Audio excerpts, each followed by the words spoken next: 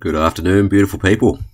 So back on chromosome 2 fusion, and in this one we're going to look at the actual fusion site itself on human chromosome 2 and how it is short and degenerate. So again, looking at Jeff Tomkins' paper, Combinatorial Genomic Data Refute the Human Chromosome 2 Evolutionary Fusion and Build a Model of Functional Design for Interstitial Telomeric Repeats. jtomkins@icr.org. Alright, so in his paper, he says, an end-to-end fusion of chromosomes as proposed by evolutionists for humans would give a head-to-head telomeric repeat signature of at least 10,000 bases in length, due to the fact that human telomeres range in size between 5,000 and 15,000 bases in length. However, the alleged fusion site, never noticed that before, the alleged fusion site, is exceptionally small in size and only 798 bases in length. Another significant aspect questioning the validity of a telomere-telomere fusion signature is the fact that in evolutionary terms, it is very degenerate given the alleged 3 to 6 million years of divergence from a human-chimpanzee common ancestor. Given that no major rearrangements within the fusion site appear to have occurred, combined with the lack of transposable element insertions, the fusion site should be about 98.5% similar to pristine fused repeats, based on standard evolutionary predictions. However, the 798 base fusion signature is only 70% identical to the sequence of a hypothetical pristine fusion of the same size, based on a pairwise global alignment in the Genius software package.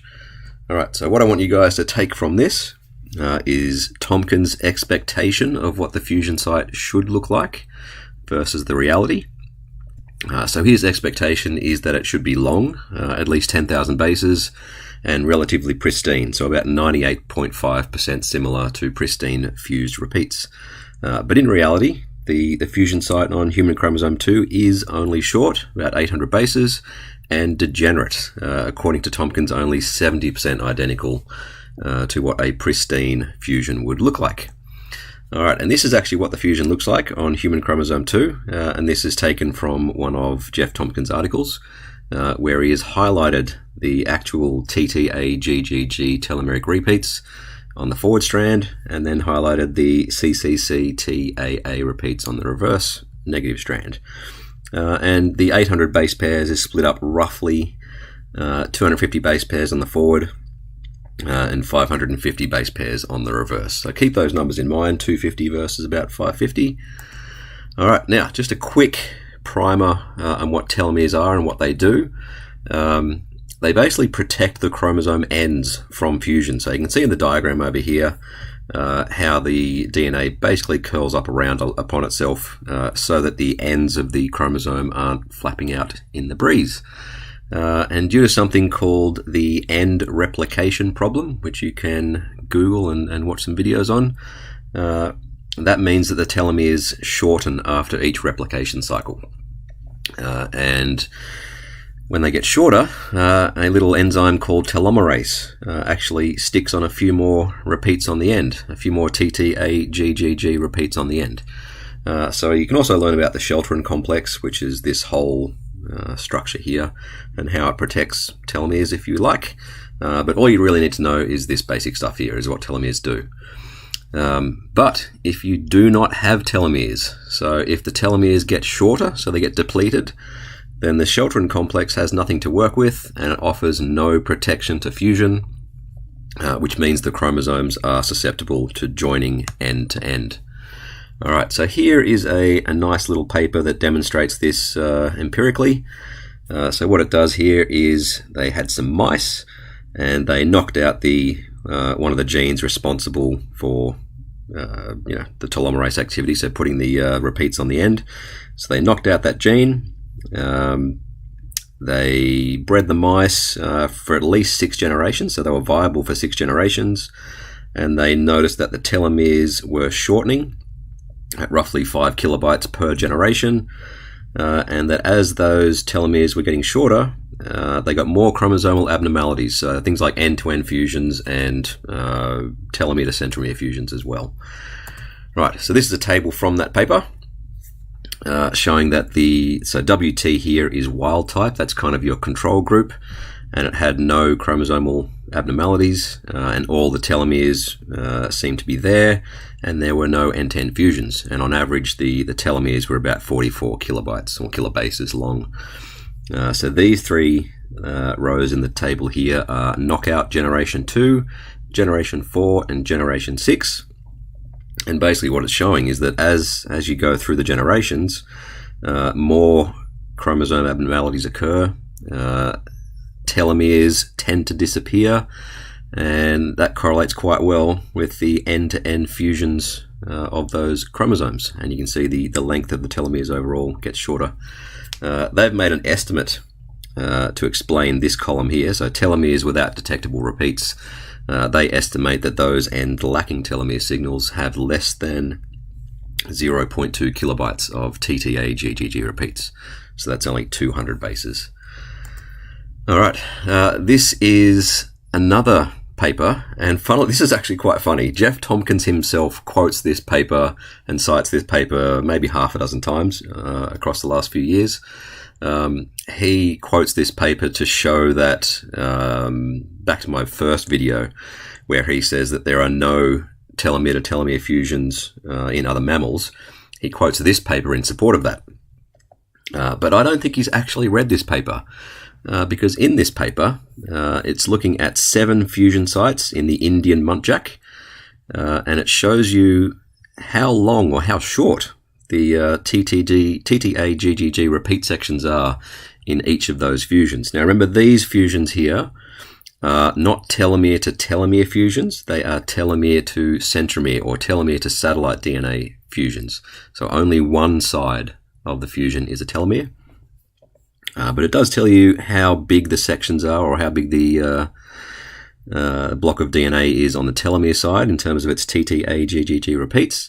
And as you can see, this one's 367 base pairs, 600 base pairs, 160, 340, 413, 168, 185, 261, and 837. So these are fusions that Jeff Tomkins accepts as telomere-to-centromere fusions.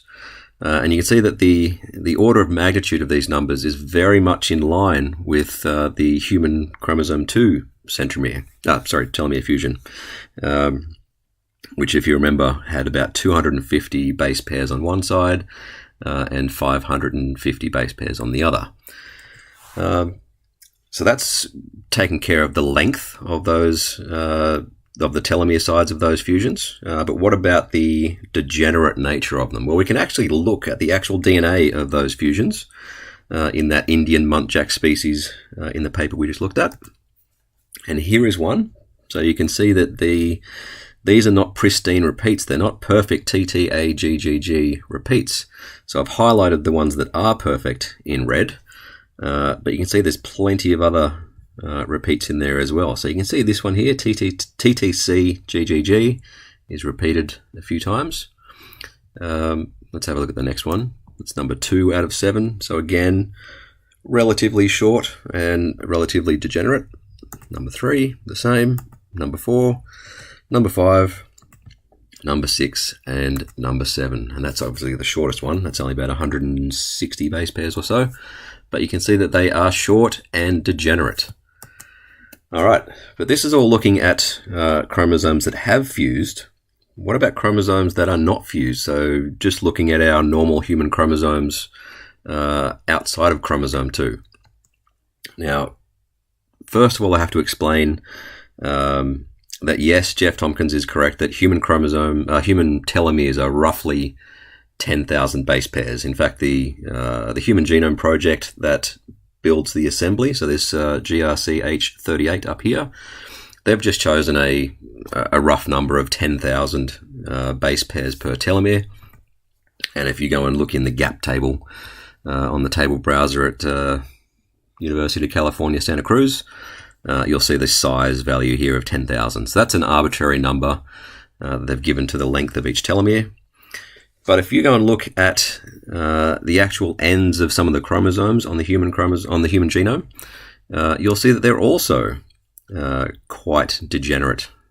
So this one here is the end of chromosome 4, the end of chromosome 1, and the X chromosome.